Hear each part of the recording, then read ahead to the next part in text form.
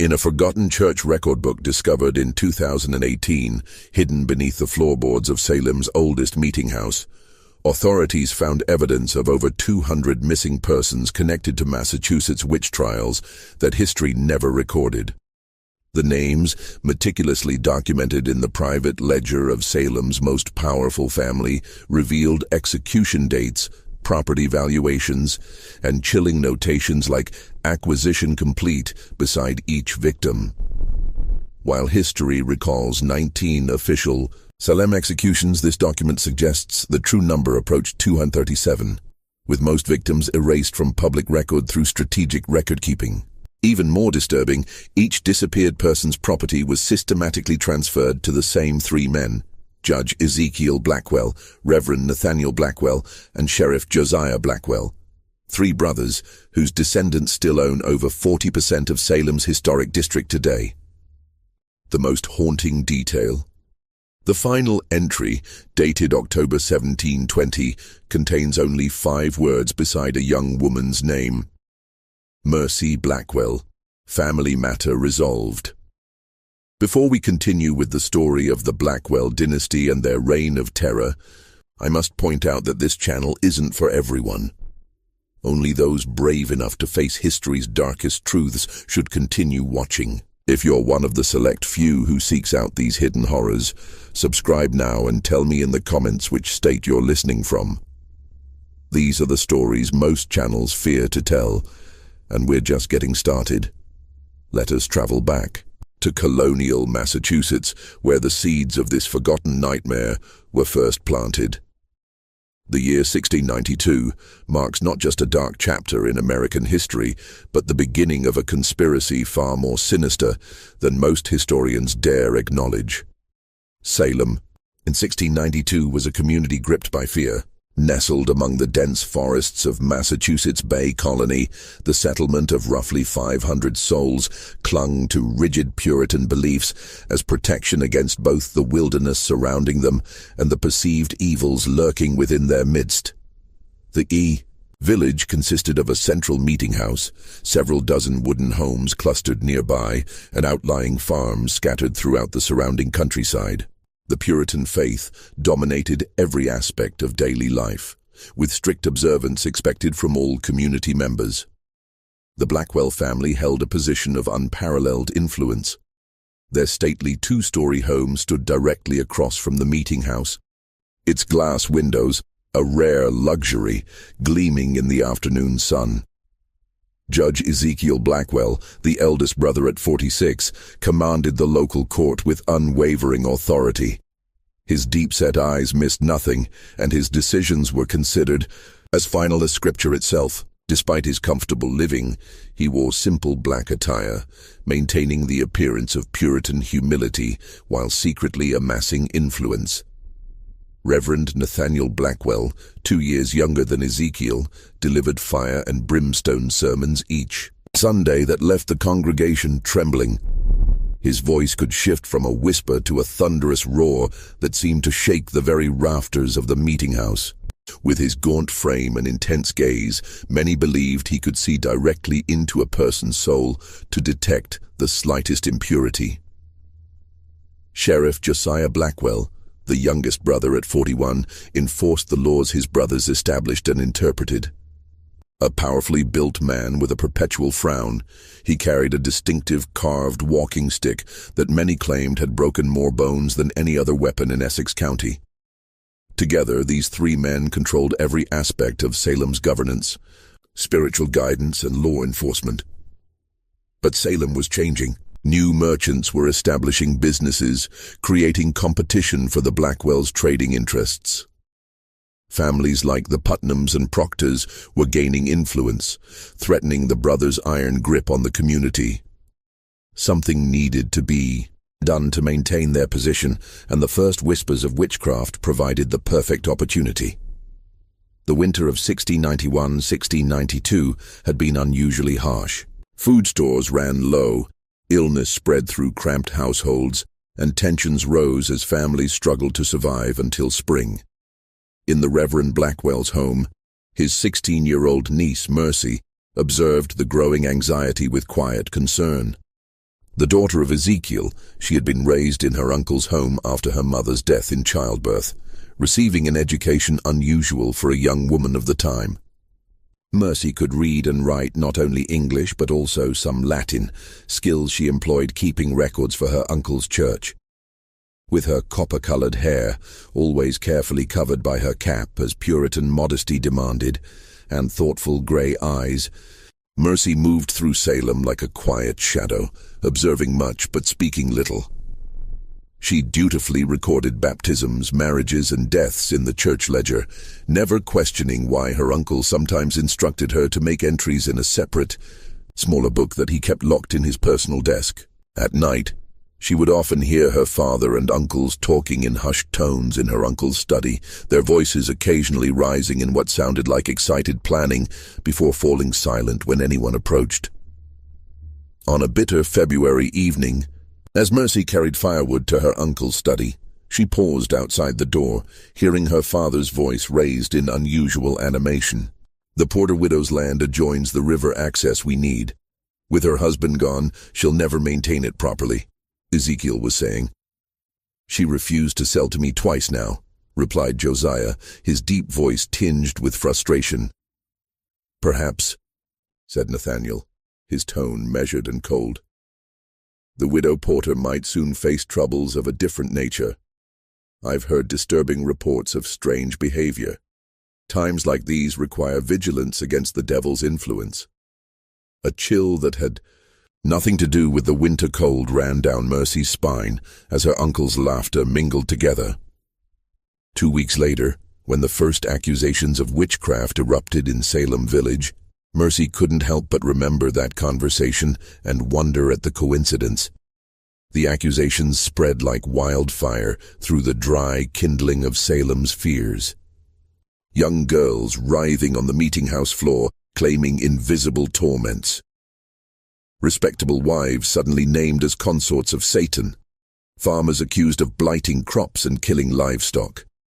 And at the center of it all stood the Blackwell brothers, Ezekiel solemnly presiding over hasty trials, Nathaniel providing theological justification for the proceedings, and Josiah dragging the accused from their homes in the dead of night. What began with 3 accused witches in February swelled to dozens by May. The jail overflowed with frightened prisoners awaiting trial.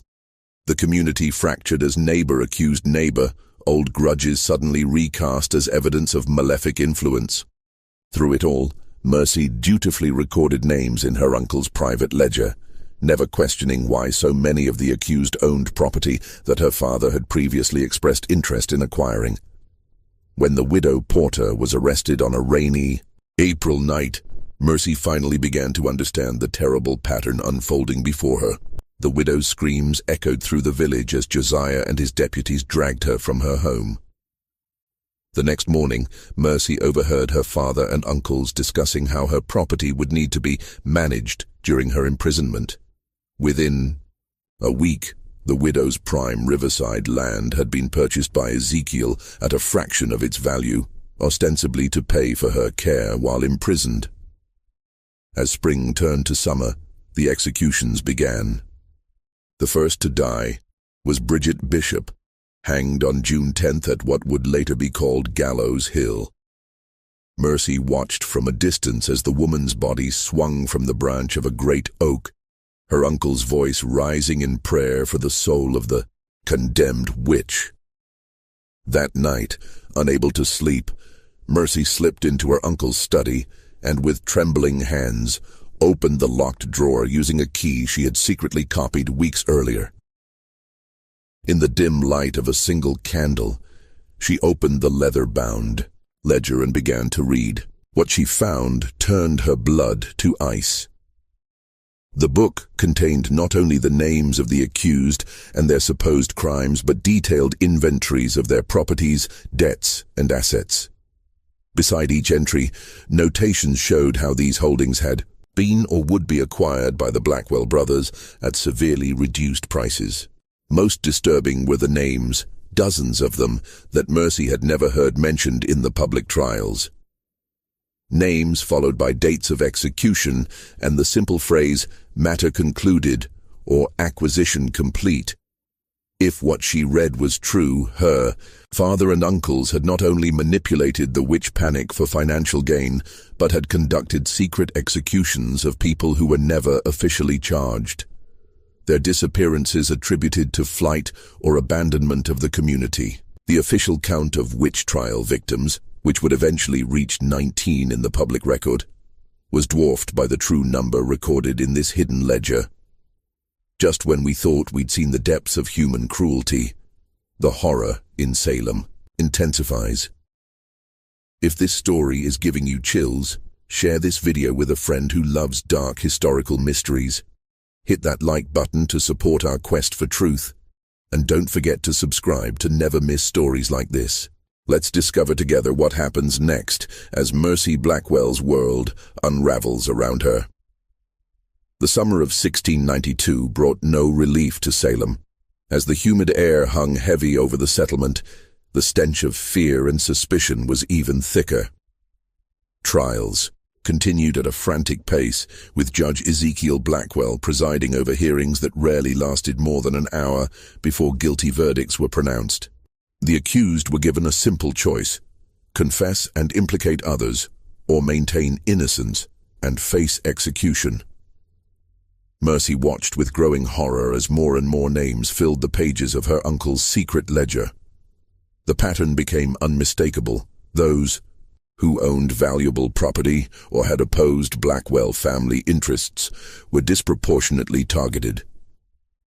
Even more disturbing were the private examinations conducted in the basement of the Blackwell home, where Sheriff Josiah employed methods to extract confessions that left prisoners with broken fingers, dislocated joints, and sometimes much worse. On a particularly oppressive July evening, Mercy was instructed to bring refreshments to her father and uncles in the basement. Descending the narrow stairs, the bitter smell of copper and sweat assaulted her senses before she could see what awaited her. In the dim lantern light, she discovered Goodman Thomas Putnam, a prosperous farmer who had refused to sell his mill to Ezekiel, strapped to a chair, his face nearly unrecognizable from the beating he had endured. His fingers splayed at unnatural angles where they had been systematically broken. "Ah, Mercy, just in time," her father said casually, taking the tray from her trembling hands. "Goodman Putnam has just remembered witnessing Goody Proctor communing with the devil.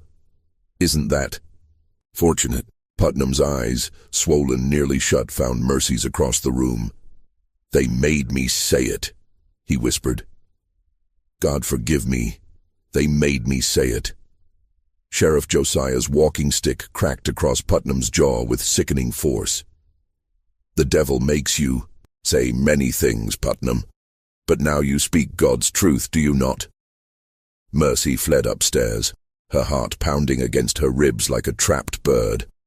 That night, unable to sleep, she crept once more into her uncle's study and made careful copies of several pages from the secret ledger, hiding them beneath a loose floorboard in her bedroom. Whatever happened, someone needed to know the truth of what the Blackwell brothers had done and continued to do. As August arrived, a disturbing new development emerged. Several accused witches had managed to escape from the Salem jail, reportedly fleeing into the wilderness rather than face trial. At least, that was the official account spread by Sheriff Josiah. But Mercy, who continued to secretly access her uncle's records, found different information in the ledger. Names of the escaped prisoners appeared with notations like "questioned privately" and "disposed of, swamp burial." One entry particularly chilled her. "Rachel Nurse, resistant to questioning, eliminated quietly. Property transferred successfully. Family informed of escape to Rhode Island." The realization struck Mercy with the force of a physical blow. Her uncles and father were not merely manipulating the trials for financial gain. They were murdering those who resisted their schemes and disposing of the bodies in secret. The official witch trial executions were only the public face of a much larger, more sinister operation. Determined to gather evidence, Mercy began taking calculated risks. She volunteered to deliver food to the prisoners in the Salem jail, smuggling in small scraps of paper and charcoal so they could write testimonies about their treatment. She quietly approached relatives of the escaped prisoners, asking innocent-seeming questions about whether they had received any word from their missing loved ones. Most tellingly, she began creating her own ledger, documenting the growing web of properties acquired by her family through the trials. By September, the Blackwell brothers had accumulated substantial holdings throughout Essex County. Judge Ezekiel now owned 3 mills, extensive farmland, and several commercial buildings in Salem town. Reverend Nathaniel had acquired 2 rival churches' properties and the lands surrounding them. Sheriff Josiah controlled much of the riverside property, giving him effective command over shipping access. Their wealth had multiplied exponentially in just 7 months, but opposition was growing. Cotton Mather, an influential minister from Boston, had written expressing concerns about the evidence being accepted in the Salem trials. Several prominent citizens had begun to question the proceedings, particularly after respected community members like Rebecca Nurse and John Proctor were executed despite character testimonies in their favor. Sensing the changing tide, the Blackwell brothers accelerated their efforts. The secret ledger now included a list of priority acquisitions with names of property owners yet to be accused. Among them were some of the wealthiest and most influential families in the colony, families whose downfall would cement Blackwell control over the region for generations.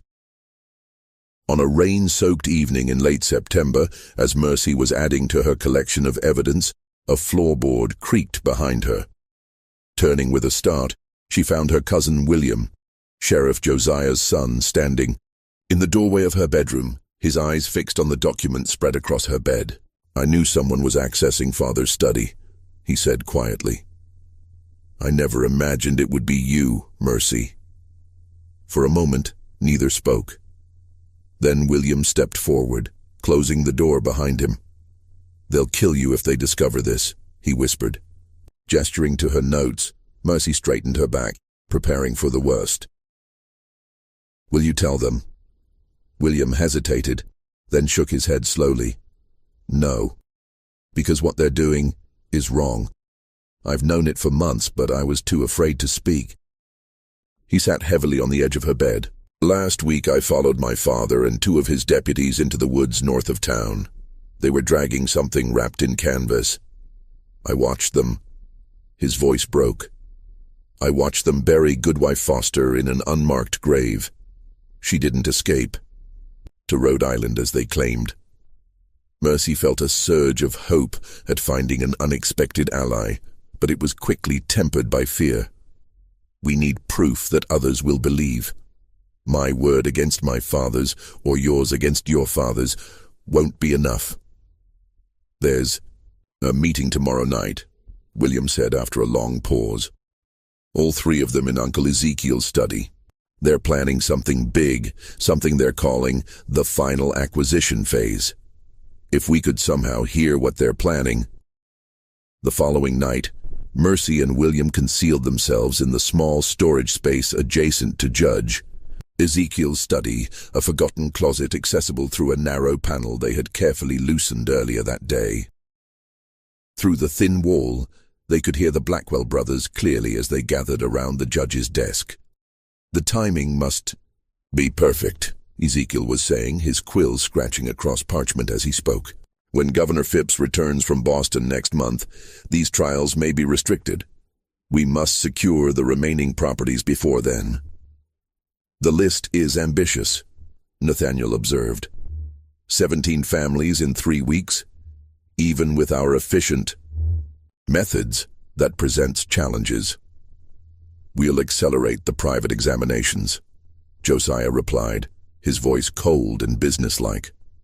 "Those who won't confess and implicate others need not reach the public gallows. The swamp has room enough." "What of the Corwin estate?" Ezekiel asked. "That's the prize that will establish our shipping monopoly." "I've already planted evidence at Corwin's home," Josiah said with grim satisfaction. "A puppet with pins, hidden beneath the floorboards of his kitchen. We'll discover it tomorrow during a search. By week's end, his properties will be ours." As the brothers continued detailing their plans, Mercy and William exchanged horrified glances in the darkness of their hiding place. The scale of the conspiracy was even greater than they had imagined. Not isolated acquisitions, but a systematic plan to seize control of the entire region's commerce and governance. When the meeting concluded, the cousins slipped away to the safety of the stable, where the stamping of horses would mask their whispers. "We need to get this information to Governor Phipps directly," William insisted. "My father has men watching all the roads, but I know trails through the forest.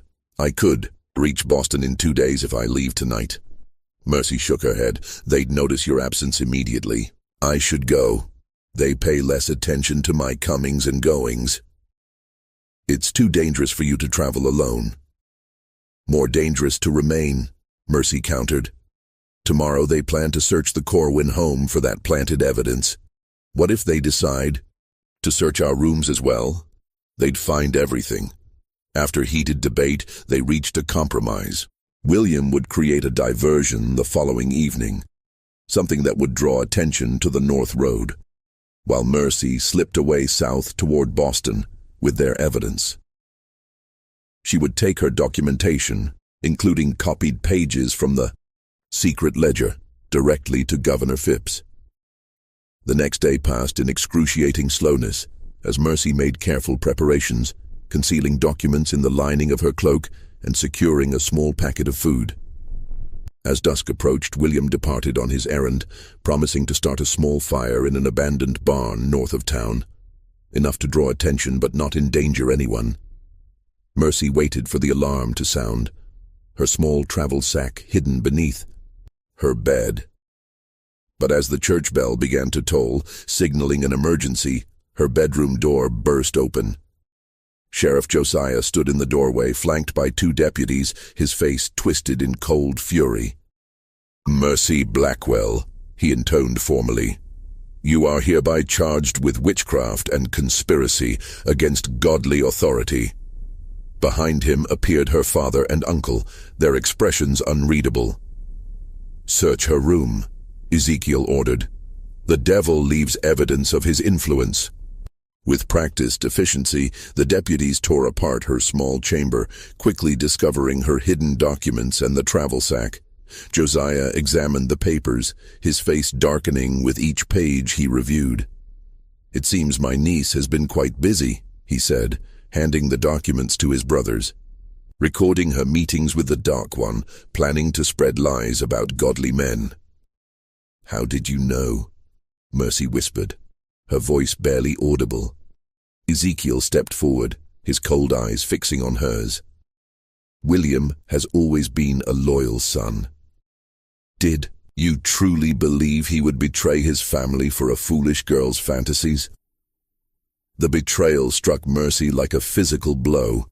She had trusted her cousin completely, never imagining he would lead her into a trap. "Take her to the special holding room," Nathaniel instructed. "We'll begin her examination immediately. By morning, I expect she'll be eager to confess her sins and name her accomplices." As the deputies dragged her from the room, Mercy caught a glimpse of William standing in the shadows of the hallway, his face expressionless. Only the slight trembling of his hands betrayed any emotion as he watched his cousin being taken away.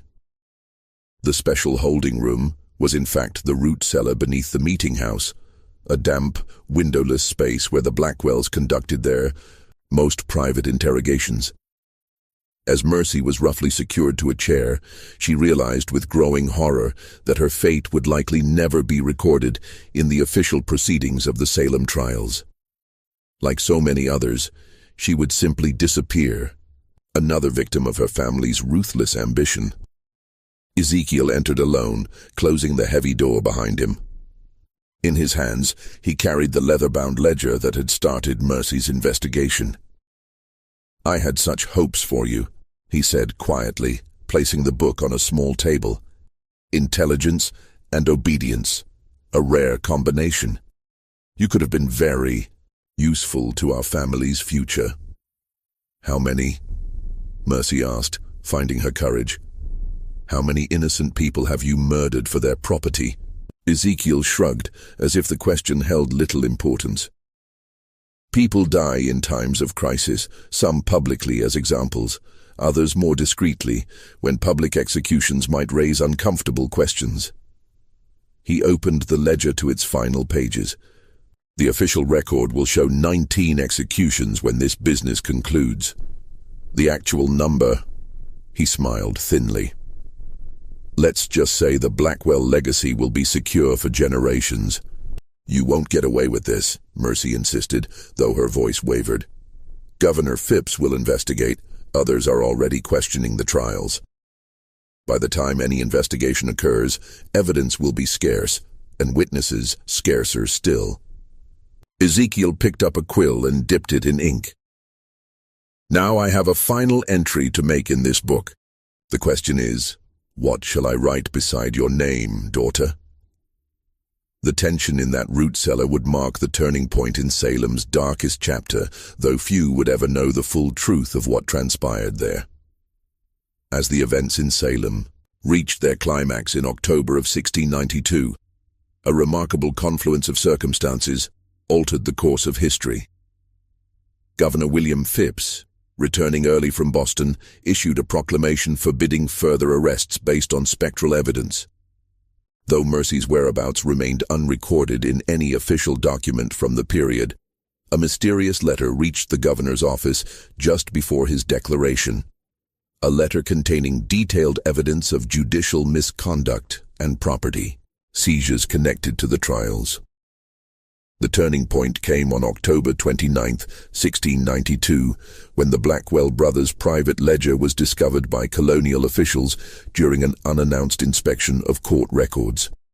The brothers disappeared that same night, along with several deputies loyal to Sheriff Josiah. Rumors spread that they had fled to Virginia or perhaps the Caribbean, taking substantial wealth with them. For decades, the full extent of the Blackwell's crimes remained hidden. The colony, eager to move beyond the shame of the witch trials, focused on the 19 official victims rather than investigating disappearances that might reveal a more extensive conspiracy. Families of the missing were left to wonder what had truly happened to their loved ones, many accepting the official explanation that their relatives had fled the colony in fear. It wasn't until 1720, nearly 30 years after the trials, that a startling discovery brought the Blackwell legacy back into focus. Workers renovating the old Salem meeting house uncovered a hidden chamber beneath the main floor, a room whose walls were scratched with dozens of names and dates. Forensic examination of the site revealed evidence of extensive bloodstains and multiple shallow graves nearby. Among the items recovered was a small journal, its pages water-damaged, but still partially legible. The author, identified only as M.B., had documented the final days of her imprisonment and the unexpected turn of events that had allowed her to escape the fate planned for her. Though many pages were illegible, one passage stood out with chilling clarity. "When they came for me that final night, I believed death was certain, but as Uncle Josiah raised his knife, a commotion above stayed his hand. William appeared at the cellar door, not as betrayer but as savior, having alerted the governor's men to our location. In the chaos that followed, I witnessed what I can only describe as divine justice. My father and uncles, architects of so much suffering, fleeing like common criminals into the darkness. I know they will not stop. Wherever they have gone, their ambition and cruelty will continue. I make this record so that those who come after will know the truth of what happened in Salem, not a supernatural panic, but a calculated scheme of murder and theft disguised as religious zeal. The official records show 19 victims, The true number approaches 237 souls, their names recorded in the Blackwell ledger and on these walls where many breathed their last. I write this in October 1720, having returned to Salem after years in hiding, determined that the truth will not remain buried forever. The journal ends abruptly mid-sentence, its final page stained with what appears to be blood. No record exists of what became of Mercy Blackwell after this entry, though local legend suggests she may have been the final victim of her family's legacy, perhaps tracked down and silenced by relatives determined to protect the Blackwell name. The passage of time often buries the darkest secrets, but sometimes the truth finds ways to surface, no matter how deeply it was buried. In the centuries since, the Blackwell descendants scattered throughout New England, many changing their name to escape the growing rumors of their ancestors' crimes. Property records show that much of Salem's most valuable land remained in Blackwell-connected families until the mid-19th century, the blood-soaked origins of their wealth obscured by time and deliberate omission from historical accounts. Perhaps most disturbing is the recent discovery of letters dating from 1695 to 1730, suggesting that the Blackwell brothers established a new power base in the southern colonies where they continued their practice of manipulating local justice for financial gain. Reports of disappearances and unexplained property transfers followed their movements like shadows, though no formal charges were ever brought against them. The Salem witch trials remain one of America's most infamous miscarriages of justice, but the traditional narrative captures only the public face of a much darker conspiracy. While scholars debate the exact number of victims and the full extent of the Blackwell's crimes, the evidence points to a systematic campaign of terror and acquisition that far exceeded the official record. This mystery shows us how the most terrifying monsters in history are not supernatural beings, but humans driven by greed and the lust for power. What do you think of this story? Do you believe everything was revealed, or are there still Blackwell secrets waiting to be discovered? Leave your comment below. If you enjoyed this tale and want more horror stories like this, subscribe, hit the notification bell, and share with someone who loves historical mysteries. This channel isn't for everyone, only those brave enough to face the darkest truths of our past. See you in the next video.